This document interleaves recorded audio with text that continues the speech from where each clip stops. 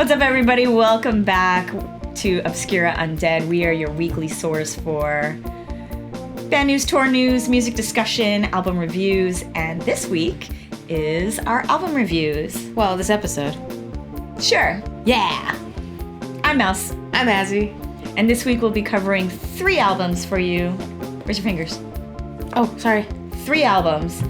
We have Audra's release, Dear Tired Friends. We have My Own Burial with the album Into Black Visions. And we have Thymian with the album Thymian. I'm not sure if it's pronounced right, but we will ask them. I think it's German for time, like the herb thyme. It could be thy. No, Thymian. Maybe. Possibly. Probably. We could Bandcamp message them and ask them what the fuck. Perfect.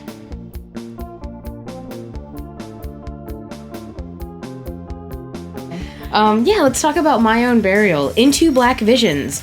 So this album came out on June 28th, and the band is from Barcelona, Spain. Barcelona. It seems like a lot of Hispanic bands or bands from Spanish countries are excelling at the Deathrock. Oh, that's gothic rock. That's kind of been like a forever thing. No, but I mean, United States was, but they've surpassed us. They have been making like fucking amazing music since like right there at the very beginning. They have. I mean, Deathrock in Spain is why Deathrock is so big in like South America and Mexico. I mean, in my opinion, they've always done Deathrock better than us. They are naturally better at it. Naturally better. So, because they had Movida, which is like a big art movement back in like the 80s. Well, I know, but I mean, as far as the music that we have now. Yeah, they've always been making awesome goth rock. And then it's music en tu idioma in like South America. I can't even pronounce music in that. your language. So, from Barcelona, anyway. Spain, when reading their Bandcamp, somebody put a comment. Oh, it was a Gothic Crypt, wasn't it? Yes, it was. They put a comment saying, minimal goth wave, perfect for dance floor. Fans of She Passed Away will love this. You know, She Passed Away is partially based in Barcelona. Yes. So, Vulcan moved there. Coincidence? Actually, no, Vulcan and the other one moved there. So, yeah, that's what I think. I'm like, not a coincidence. I don't think so. Because they do kind of have a similar vocal style. Like, they were inspired by Vulcan's vocals. Very similar. Where it's that, like, choppy, semi-spoken, but I think that... Also really deep and just... But I think that Fernando can sing a little bit better. Than Vulcan? Yeah. I think the opposite. Well, I think that he has more range. I feel like... And this is not a hit on the way the vocal range was, but I think production-wise, they should have turned those vocals up. They were, like, lost under the music, and that's just, like, a mastering thing. I don't know, I liked it. I can barely even hear it. I liked it, because I can turn it up super loud, and I can barely hear the vocals. It just ended up being, like, choppy around, like, the synths and stuff, and I really I really liked it, even if, like, the choppiness did kind of make me laugh and think that it sounded like talking through a fan. Through the back of a fan? Yes. Like one of these? Exactly. Does that work? Hello. Almost. Were you doing that on your own? Hello. It doesn't work. But I need a real fan. Yeah, I think that My Own Burial might have been heavily inspired by She Passed Away, but there's so much more to My Own Burial, though. Like, so there is a full album that was released. We have 9 songs. each one really of them is my favorite. Interesting arrangements. Like every single song stands on its own. Everyone's a little bit different. I like, like the spooky, like sci-fi, like old school horror. Spooky sci-fi. Like, okay, so I was thinking sounds. Well, that's 4 a.m. like TV, like Dr. Paul Bearer or Elvira, like spooky Halloween. Yes. That kind of death rock. So I don't even know if there's a name for it, but I described it as death wave. I don't know if that's a thing. Crypt rock. Grave wave? No, it's no. No, we can't use grave. Okay. Maybe it's... one day we will use it properly. Yeah. Ooky spooky, like Halloween soundtrack, like the synths in this. So the synths are lovely. is what to me sets it apart from most other death rock, and it is so synth infused. Yes. That it's almost corny. It's almost like. Well, that's what makes the best death rock, though, right? It's corny. It's campy in a little bit. Campy. It's very campy. Yeah. But still so very fun. I did really, really, really enjoy this album. The first song, Stairs, has that wailing guitar. Mm-hmm. It has that like straight up death rock sound, but lots of synths are there, and then they have the echoey Spanish language vocals. Oh, it might have been in English. No, it's in English.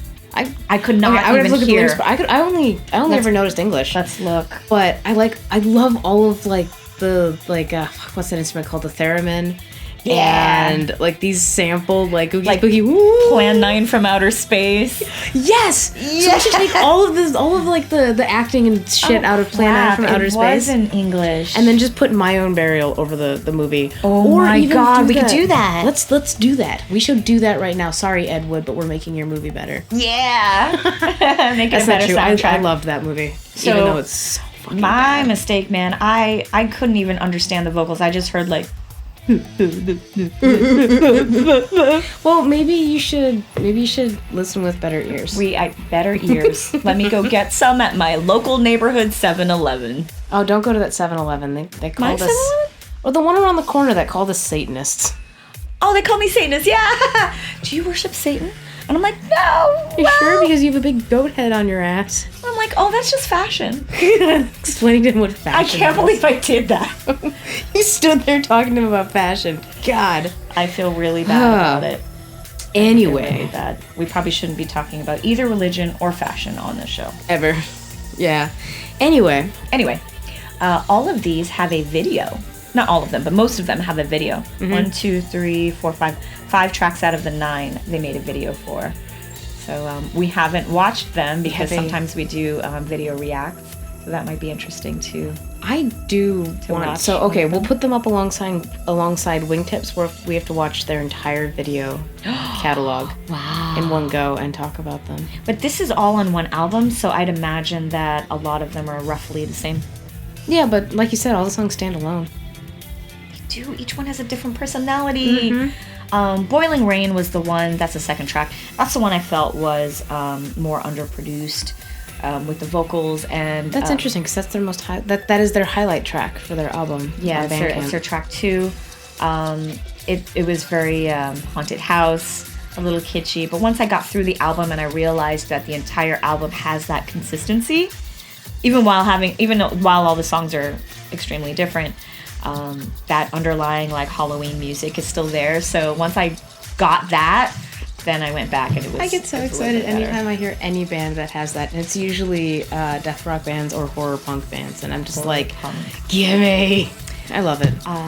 Insanity Bites Wisdom. That was pure on. Like I can almost think of like the psychobilly scene with like the cars, the drag cars or something, but like replace all the psychobilly music with like death rock and I mean, why couldn't you? I mean, some can't psychobilly is, like horrorbilly has like horror punk vibes, and death rock is right there, so why can't you just, I don't know, I'm sure someone's done it. I'm sure it's being done right now. Right as we speak. Someone is reading our minds. Any other tracks you like? I really liked, what was the last track? The last one, No Sense. That's actually No Sense. probably my favorite. I got really excited. Track. I thought it said nonsense, which is one of my favorite words, but no, it was No Sense. I also really liked the third track. Insanity Bites Wisdom. Yeah, that's the one that I thought was... No, the third track. Oh, Forbidden Talks. Yeah. I don't remember anything about Forbidden Talks.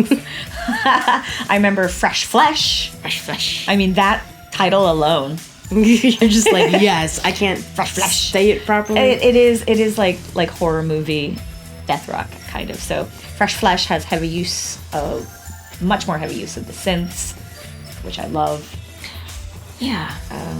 I was really surprised, honestly, at how well the synths incorporated in with everything else that they were doing, considering that they were so forefronted compared to what you'd expect from a death rock band. They were, and I wish I knew more about the band. Not a lot of information was on their Bandcamp. All we know is they are from Barcelona. I don't know how many members are in the band. I don't know anything like that. I could only find one member in the band. But I was so fucking confused because they're like two people's like feet on the cover of the album, and I'm like, something's not adding up here. I'm dumb, but I'm not that dumb. It could be that only one person wanted to be listed, because I've seen that happen. It could be one person is the mastermind, but when he plays live, he has two. So on his Facebook, it's him and another guy. Him and another guy. I don't know. Him and another guy. I think there's one mastermind. I think that might be Fernando. Hey, look, there's his phone number. We could call him. Yeah. But that's in Barcelona. Let's see Aww. here. Yeah, I can't call that. But we can harass him through Bandcamp. We should. If we had a question for him. Let's ask. Wait, look. It says, new post-punk band from Barcelona of Fernando Arcendon Guacho. Also integrant of Stigmatros, Ejaculation Postmortem, Forgotten Rain. So those are all the bands that he has been in. Why are you laughing at my pronunciation? Ejaculation. Ejaculation. Did you hear me? I was kind of shocked in the middle of saying it. Ejaculation. Whoa. Whoa. Okay, so those are his other bands. What would you like to ask Fernando? Oh my gosh. We don't have anything interesting to say to him. We don't have to. I don't have anything interesting or stupid to ask him. But thank you, my own Barrio, for making a really entertaining album. I really enjoyed it. Yeah, it was a good release, and it only took us. The artwork is very simple. I mean, yeah, my own Burial. The logo for the band is very coffin death rock. And then they just threw their keyboard on the floor and took a picture of their feet. Fuck it. On like Bam. concrete. Oh well, it's less boring than A Projection. Oh really? Yeah, they had an album that just said "Exit A Projection." Oh man. So let's talking about boring album covers. Let's Oh, we have another one? Thymian. Oh, Thymian has a boring album cover? I thought so. It's Isn't it just a building? But then again, it looks very much exactly like what you would expect from like What the this heck kind is of. that? I think it's a building. It's very much what you'd expect. Or some stairs, right? It's like the side of a hotel. Yeah, no, but it's exactly what you'd expect from like this kind of like wave of music, like It reminds me of like Detroit Records, like Molchat Doma cover. That's exactly what I was gonna say. And that weird ass building, and you're just like, wow, what world am I in? But yeah, so this is not a full album. Thymian's self-titled EP, Thymian, has 4 tracks, came out on July 12th, and it is the solo project of Josep Tijan from Zurich, Switzerland. Switzerland. Oh. And Oh, we should grab the map so we can show them where Switzerland is. okay, give me the map. So Okay. Switzerland is right. Yeah. If you ever need to know. Oh my god, you can see the lights. Switzerland. So when we get our paper map, we're gonna put push pins in all the places where we review albums. Anyway. Oh, and Barcelona's on there somewhere too, Oh. but we'll find Barcelona later. No, Barcelona is gotta be like over here, this area here. Oh yeah, right here. Yeah. I see it. I see it. There you go. All right.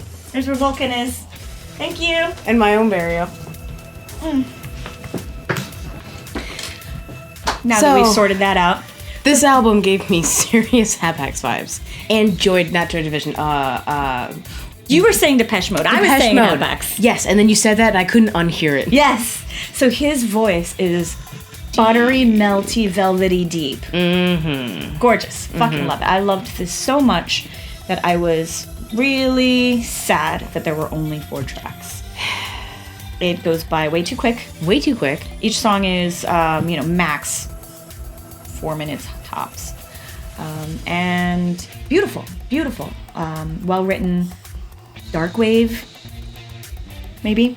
No, post-punk is the musical style, but I feel the vocals are more wavy.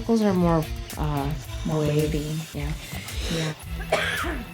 Well, I felt his voice sounded like a very deep, sad Depeche Mode, and I kind of got that vibe just musically on the album too. A dark Depeche Mode. Yeah. Yeah. So like Dark Depeche Mode. Dark Depeche Mode. Oh my god. It's my new cover band. Let's coin that. You start the album and you hear the post-punk starting, and then his voice breaks, and you're just like, whoa, man. Yeah, when his voice comes in, you're just like, what? Oh, hello. And that's what Hapax did to me. So I felt the same way of that, it's not that the vocals didn't fit the music. The vocals are mixed a little bit higher, and it carries everything. It carries the songs themselves, but at the same time, the melodies are really nice. It's just a very well-produced EP, too. It really is. I'm super excited for a full length. Yes. I need it now. You need it yesterday. Actually, we can message him and ask him about that. Yes. So we are writing to Thymian. Yeah. And letting them know that we are reviewing the EP. Questions are, can you tell us any info about a new album? Because we need more.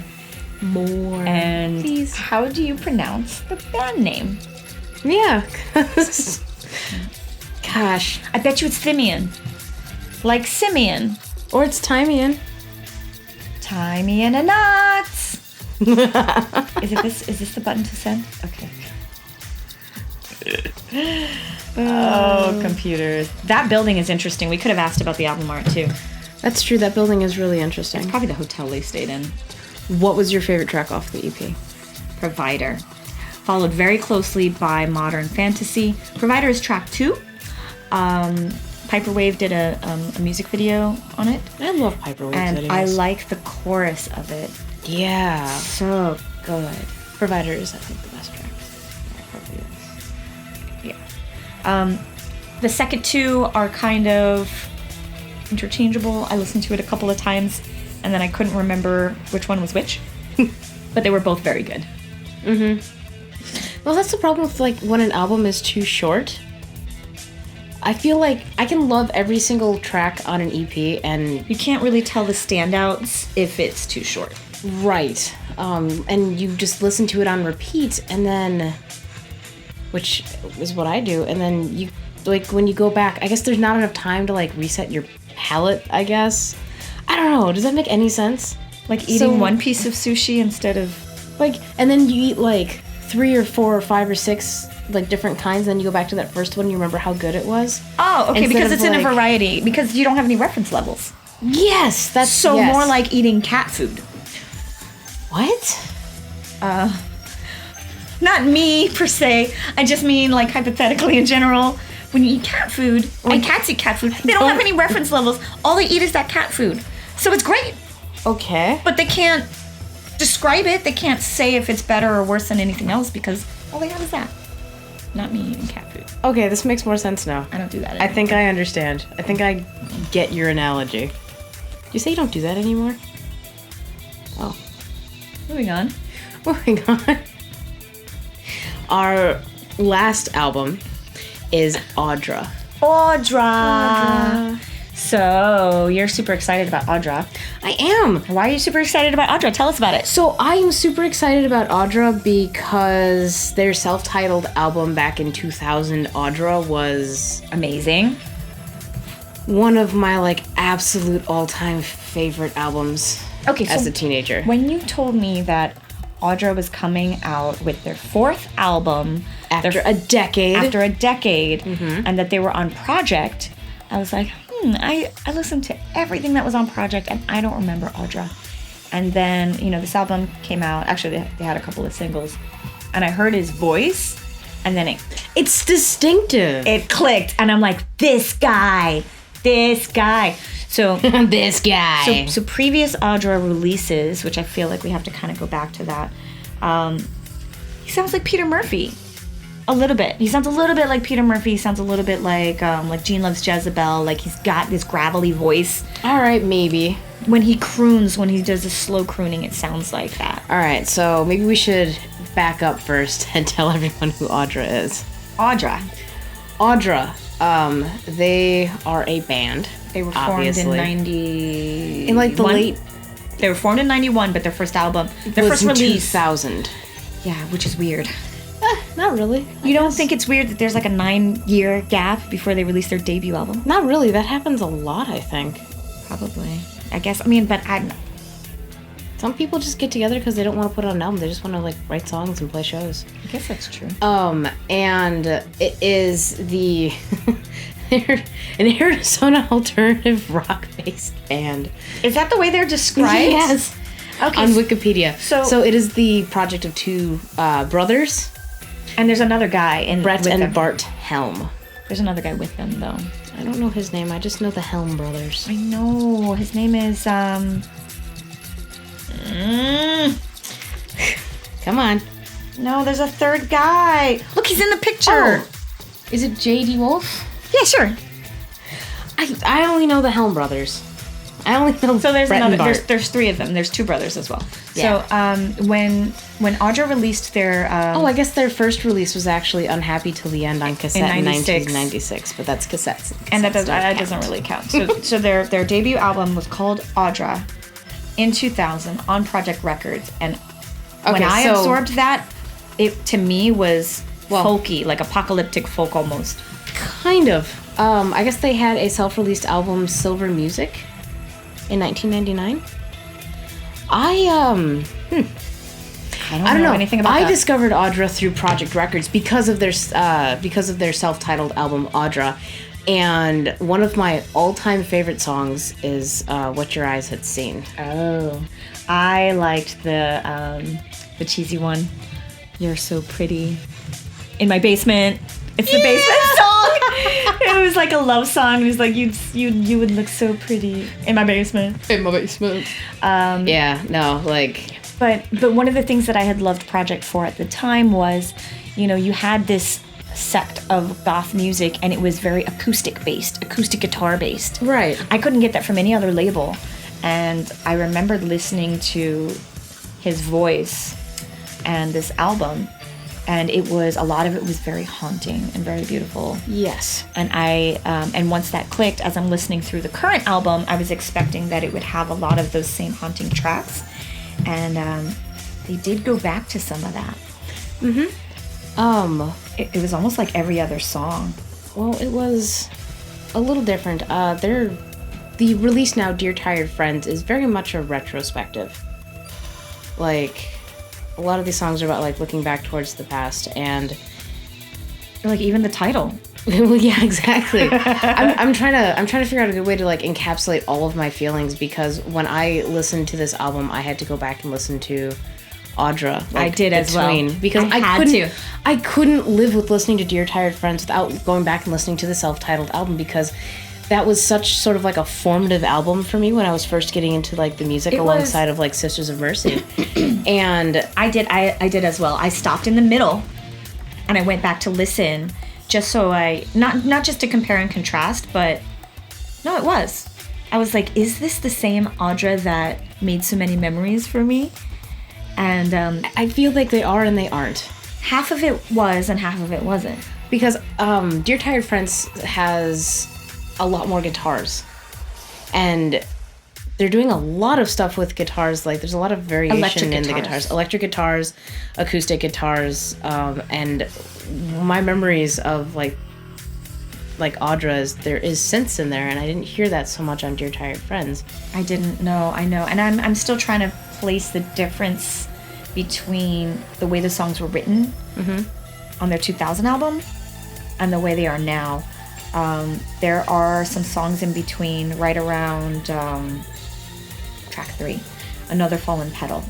So track 3, track 4, track 5, track 6, like they were all like more spooky acoustic. Yeah, spooky acoustic and slowed down, and I loved that there's not like, I loved that. Like, there's not like a single like dance floor song on this album. Oh yeah, no, that's not what this album is about. I love that so much. Like, you can throw this album on and just live in it.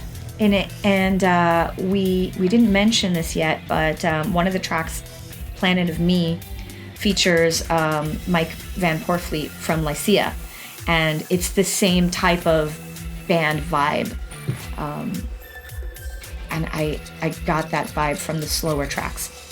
The other tracks, not so much. So yeah, there was some variation where you got a much faster guitar. Not like where it was so fast that it felt out of place with the rest of the album, but it was like a mellow pop song vibe, or direction, or just a more mellow alternative rock song. Yeah. So that would be Sliding Under Cars and Fireflies. I got that from. I like Sliding Under Cars. I did like Sliding Under Cars. That was the second single that was released. And the vocals on this were, it reminded me of this other band, Iris. I do not know where you're getting that, because I do not hear that. I listened to it again and I was like, I do not hear Iris. I listened to tons of Iris, and it is exactly his voice. Is exactly, it? Yep. Yep. Iris's voice never changes, but his voice from Audra. He sounds nothing like the song Annie, Would I Lie to You? No, but that's really, really old, and that's techno, almost. Not techno, but I mean that is my prototypical Iris-like vocals, and so Audra is nowhere near that. Quick history. So Annie, Would I Lie to You was from one of the first albums that was ever released by Iris, so they were still coming into their own. So once they started making their albums, they grew. So what I'm hearing is that's a not good bass line. Yes. Sure. Okay. Absolutely. Speaking of vocals, I was very pleased that there was not a big shift in vocals. You didn't think there was a shift in vocals? Like, you mean from 2000 to now, or you mean different tracks on the album? From 2000 to now. Oh, that. Okay, yeah, that's it was still very much like the Audra vocal experience, which is my favorite thing about the Audra experience. I don't remember, and this may just be my memory, but I don't remember his vocals changing from track to track. But they did here on this current album, Dear Tired Friends. But did he do that? I don't remember that from the older albums. I think so. I remember the Peter Murphy style vocal, where it was like that crooning, almost like country goth acoustic. Country goth. I don't want to say country goth, but I can't find a better word. It's a little gravelly, and I really love Brett's vocals. I love him too. Like, I'm so very, very happy that didn't change, because I remember when Children Unstun put out their album, and I hated the shift in vocals. Why did the vocals change on Children Unstun? I have no idea. Did he just went indie. But that's neither here nor there. I'm finding it really difficult to sort of like encapsulate exactly how I feel about Audra. It's all super positive, but they were such a formative like band for like when I was just starting to get into the music, when I was a teenager, and it's gonna be different. I mean, like we were talking about the nostalgia thing. The nostalgia isn't there yet on an album like this. So even if he wrote a bunch of songs that sounded exactly like that, you haven't connected to these tracks yet. And it's probably going to take dozens of listens. Oh, I feel super positive about like this whole entire album. And for me, it's because the vocals tie it together, because like I said, for me, that is the Audra experience. The Audra experience. Yeah. Sounds like a video game. No, like I said, Audra's a very special band to me. So I love all the acoustic tracks that are inserted throughout. I didn't love the more poppier ones as much, which is weird because you love pop. I do, but for me it was also like a reinstilling of these memories from like late 90s, like 2000. And listening to this album, I probably listened to it in like 2001 or 2002. And those songs didn't evoke that same emotion or those same memories for me. So I was like, yeah, this is good, but let's go back to the super like Lycia type, like acoustic ballads. And that's what I enjoyed more. I I was also really happy to see a more acoustic release because I feel as though way too much now is synthesizers. And I said it earlier this year, and I'm still kind of feeling it. I'm getting a little burned out on the fact that synths aren't everything. I still love them, but I get so much more excited now when I listen to something acoustic. It's just instruments. I mean, somebody could equally say that they get burned out when they hear guitars and everything. Oh, but absolutely. It's an instrument. Yeah. So I like when it's balanced. I don't know, a little bit of everything. A little bit of everything, but also not one mixed higher than the other to overpower the other ones. Like each one is an instrument, and you should be able to hear it individually, all at the same time. Vocals as well. Like don't mix them too high, don't mix them too low. They all have to be. They're all part of the same wheel, you know. So one can't overpower the other. Otherwise, you get like the shopping cart with like the wobbly wheel. The wobbly wheel. Well, none of the albums that we listened to this week I felt had a wobbly wheel. No, they were great. They were all really great. And if you are unaware of who Audra is, which is way too many people that I spoke with, like getting excited about this release. It could be that they forgot, like I did. I forgot. I mean, you're talking about a band that like put out albums that maybe if you're lucky you came across one of their albums. Were people not 20 as years into ago like Project as I was? Come on. I mean, I was into Project. But I forgot about all their other albums. I really only listened to the one. But with Audra, I strongly recommend that you listen to Dear Tired Friends, and I doubly strongly recommend that you go back and listen to their self-titled release, Audra, from 2000.